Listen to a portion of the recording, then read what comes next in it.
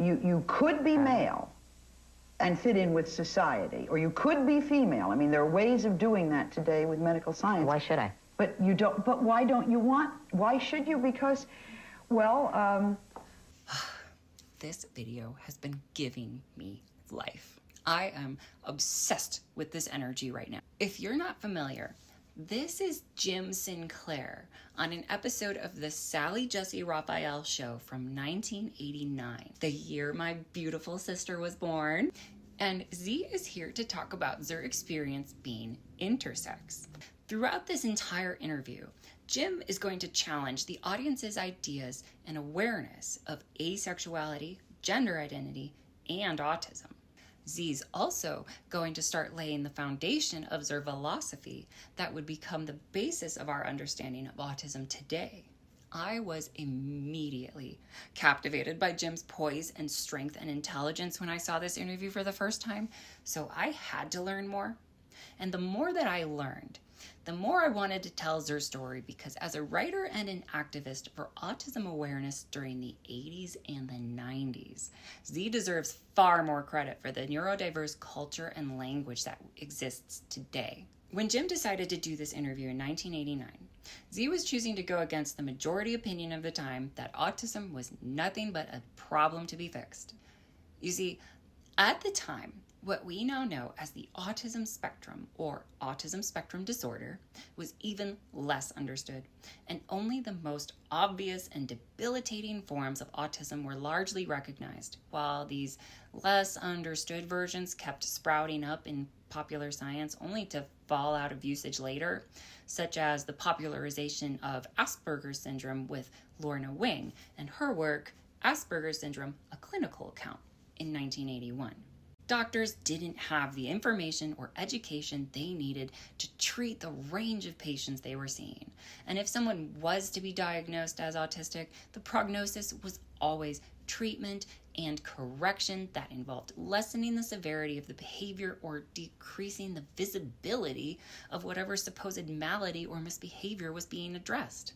While doctors are struggling to understand autism, some autistic voices in the 80s, such as Temple Grandin with her novel Emergence, labeled autistic in 1986, were helping to promulgate the idea to mainstream culture that autism was something that could be overcome or fixed. Other prominent autistic voices were expressing deep remorse for what they had done for their family because of their autism. Jim Sinclair comes along and says, I did not choose to exist.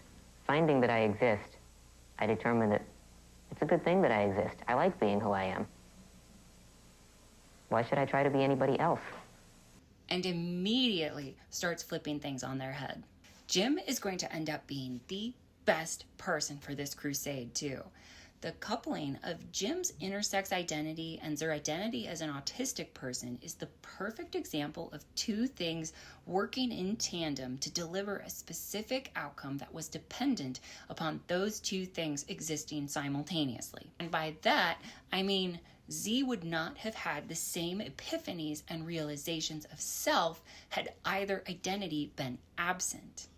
Jim's attitude regarding their autism would not be what it is without their intersexuality, and Jim's attitude regarding their intersexuality would not be what it is without their autism.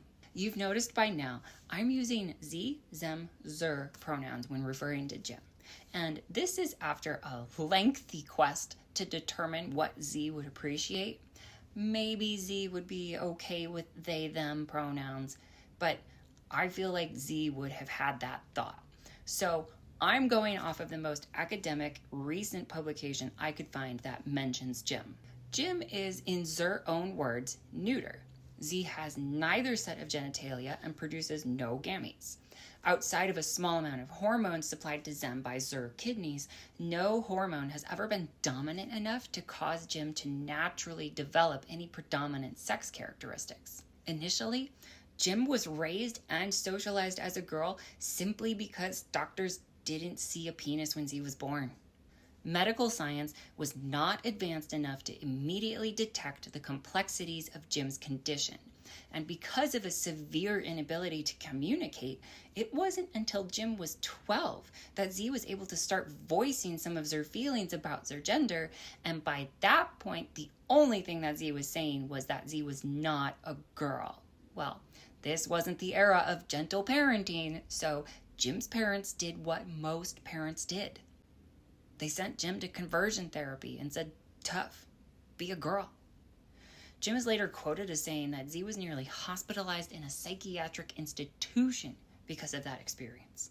It wasn't until there was a glaring lack of physical development as evidence before adults started to believe anything Jim was saying. Remember, people are expecting this young woman to grow up. At this point, every adult is just like, okay, well, you say you aren't a girl, you're not really growing like a girl, I guess you're a boy. To which Jim basically capitulates and tries, mostly due to an ambivalence toward femininity. Z's accepted for the most part by people outside of their family as a boy, albeit one who's just deemed a bit peculiar. But all throughout their adolescence, it never feels like Jim ever fully connects with the idea of being a boy either. What follows is Jim undergoes years of doctors attempting to cure their concerning lack of genitalia and give Jim the equipment Z needs to fit in with society. And doctors are constantly going back and forth on which set Z should have. From the ages of 13 to 18, Jim is given testosterone to attempt to induce a kind of male puberty, and even offered estrogen as late as 16. If I can editorialize for a second, Jim feels like a backseat participant to their own journey, which sounds like an all too common experience that autistic and gender dysphoric people had back then.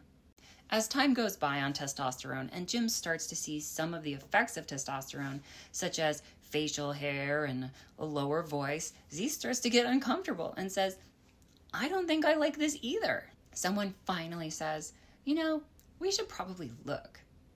And that's literally all they did. A digital scan confirmed that Z had neither testes nor a uterus, and Z was diagnosed as intersex, or as it was known at the time, asexual, without sex. As soon as Jim turns 18, Z refuses to take testosterone any longer. Yeah, that part about Jim not being in control makes a little bit more sense now. Now that Jim has had ample time on either side and is a legal adult, Z is allowed to say that their lack of emotional connection to a definition of either gender is a significant feeling in its own, and Z continues the arduous labor of trying to figure out who Z is by himself. Jim recounts all of these struggles with medical professionals in this interview. We can do all these things. We can give you hormones, we can give you surgery, we can teach you behaviors and role-playing and train you to fit in as a female or as a male. Now, isn't that interesting? They felt confident enough in 1989 that they could train them to be either gender. No, not 1989. All of this with Jim is happening prior to this interview, so we can just say the 70s and 80s. But let's keep going. It's this part that's important. We can rearrange your body and put chemicals into you, and it'll change everything. Well, why bother?